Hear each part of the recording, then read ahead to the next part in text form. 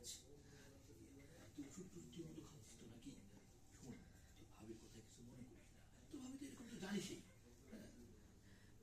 না না ভাই, আমি ভাবির কথা কিছু মনে করি নাই। আসলে যে থাকার কথা ছিল পাশে সেই জন চলে গেছে, আর অন্যজনের কথা কি ভাববো। গেল কেন? কি সমস্যাটা? সমস্যা তো একটাই, আমি কোনো কাজ করতে পারছি না। আমাকে ওর অনেক সেবা যত্ন করতে হবে, এটা ওর ভালো লাগে না।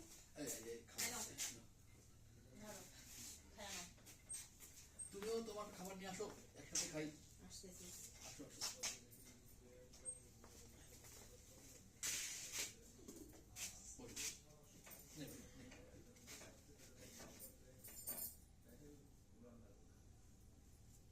কিলো খাও।